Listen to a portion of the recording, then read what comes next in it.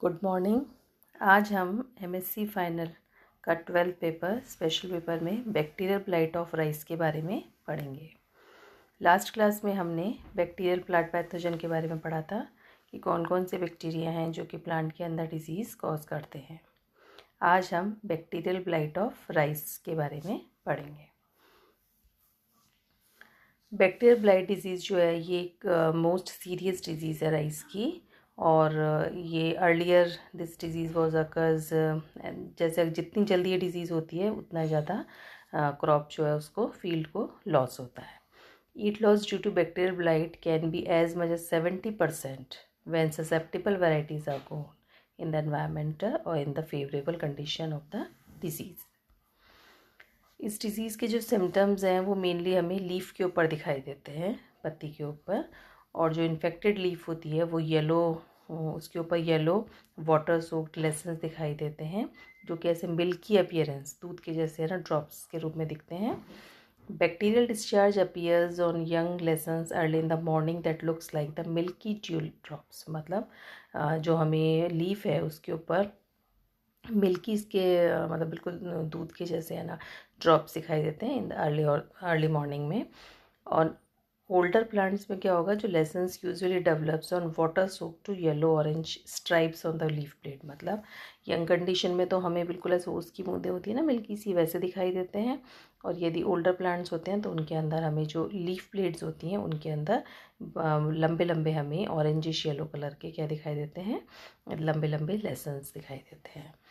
As the disease progresses, the leaf dries up and white lessens and the leaf plate was wavy margin। और जैसे जैसे disease बढ़ती जाती है, मतलब इसमें लीफ के अंदर होती जाती है, तो लीफ जो है वो सूखने लग जाती है और उसके अंदर क्या करते हैं, जो उसके लीफ के ब्लेड के जो मार्जिन्स होते हैं वो वेवी हो जाते हैं। The whole leaf may be eventually be affected, becoming whitish and greyish in color। और कई बार क्या होता है कि पूरी की पूरी लीफ जो है वो इससे अफेक्ट हो जाएगी और उस पर वो ग्रे कलर की हो जाएगी और लास्ट में वो सूख जाएगी। यदि इसका हम डिज़ीज़ साइकिल देखें तो जो डिज़ीज़ है इसमें प्राइमरी और सेकेंडरी इन्फेक्शन देखें तो it is principally the vesicular disease है। Seeds and disease stubbles are mainly primary source of infection. The secondary infection spreads due to the wind-borne rain splashes and grains entering the host through the wound and stomata. High doses of nitrate, silicate and magnesium in the soil। तो ये सारे जो factors हैं इनके द्वारा disease होती है। तो अगर हम ये देखें कि यदि डिजीज़ हो गई है, डिजीज़ प्लांट है हो रखी हैं, इन्फेक्टेड इन्फ्लोरेसेंस है या अदर इन्फेक्टेड प्लांट्स है, मतलब हमने बोल दिया कि इन्फेक्शन जो है सीड से भी हो सकता है। और ये फिर ये इन्फेक्टेड जो सीड्स हैं उनको हमने जब सो किया तो फिर ये एक्टिव फेज़ में आ जाते हैं, बैक्टीरिया जो है वो उसका पेनिट्रेशन हो जाता है इन द सीड्स, और फिर उसके बाद में क्या होगा, डेवलपमेंट ऑफ प्राइमरी इनोकुलम हो जाता है। फिर ये जो है ये वाटर या विंड के द्वारा डिसेमिनेट होते हैं और ये इन्फेक्ट प्लांट, किसी भी प्लांट को जो है वो, यदि प्लांट के अंदर वुंड है या उसमें कोई कट एंड्स लगे हुए हैं, सीडलिंग्स हैं, इन सब के अंदर क्या होता है, जो नेचुरल ओपनिंग होती है उसके थ्रू ये बैक्टीरिया उसमें एंटर कर जाते हैं और फिर क्या होगा, इन्फेक्शन टू सीडलिंग को इन्फेक्ट करेंगे। जैसे ही इन्होंने प्लांट को इन्फेक्ट किया तो बैक्टीरिया में क्या शुरू हो जाता है, multiplication. Then multiplication of bacteria हो जाता है और बैक्टीरिया जो है वो अपवर्ड और डाउनवर्ड डायरेक्शन में मूव करता है और प्लांट जो है उसको क्या कर देता है, संक्रमित कर देता है। तो इस तरह से ये प्राइमरी साइकिल जो है वो एक्टिव फेज में चलता रहता है।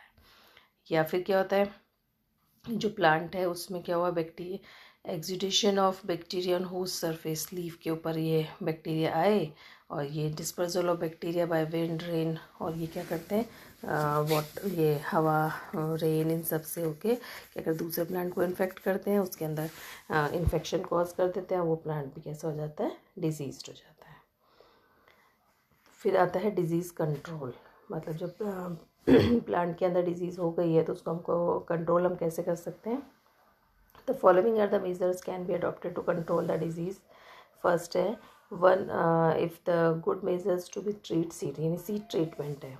यदि हम जो सीड सो कर रहे हैं उनको यदि हम 0.025% water solution of Agrimycin plus उसमें 0.05% वेजिटेबल सिरेसिन अगर डाल दें 12 आवर्स के लिए, and then transfer them in hot water for 52 to 54 degree centigrade for 3 minutes. तो अगर सीड ट्रीटमेंट के द्वारा हम डिजीज़ को कंट्रोल कर सकते हैं। Initial infection can be checked by dipping seeds in 8 hours of 0.1% sericin bat plus streptomycin 0.3 gram in 2.5 gallons of water। यदि इन्फेक्शन इनिशियल है तो हम उसको क्या कर सकते हैं, तो भी हम सीड को डिप कर देते हैं 8 आवर्स के लिए, किसमें, स्ट्रेप्टोमाइसिन और सेरिसिन के सॉल्यूशन के अंदर। फिर spraying of Agrimycin plus copper oxychloride for 5 times at 12 days intervals prevent secondary spread. हम स्प्रेइंग से भी डिजीज़ को कंट्रोल कर सकते हैं। Then chlorination of irrigation water also helps in reducing the infection. Burning of infected straw and stable straw bacteria present is also good measures. इसके अलावा हम जैसे अगर स्ट्रॉ वगैरह उनको जला दें कर दें तो उससे भी इन्फेक्शन रुक सकता है। By sowing of nursery beds in disease free isolated area to prevent the inflow of primary inoculum in the fields, इससे भी हम रोक सकते हैं। Pruning of top portion of the host should be avoid by cultivating resistance variety. और यदि हम rice की कल्टिवेटेड इसकी जो रेजिस्टेंस वैरायटी अगर आपको कल्टिवेट करें, जैसे कि सती N22, IR20, IR22, W529, W348 and Ratna, ये सारी इसकी क्या हैं, राइस की रेजिस्टेंस वैरायटी हैं। इनको अगर हम ग्रो करते हैं यानी कल्टिवेट करते हैं तो इसके द्वारा भी हम राइस जो है उस प्लांट को heavy loss of bacterial disease जो है इससे हम बचा सकते हैं। तो ये सारे क्या हैं, इस डिज़ीज़ के कंट्रोल मेजर्स हैं जिनसे कि हम डिज़ीज़ को कंट्रोल कर सकते हैं। Thank you.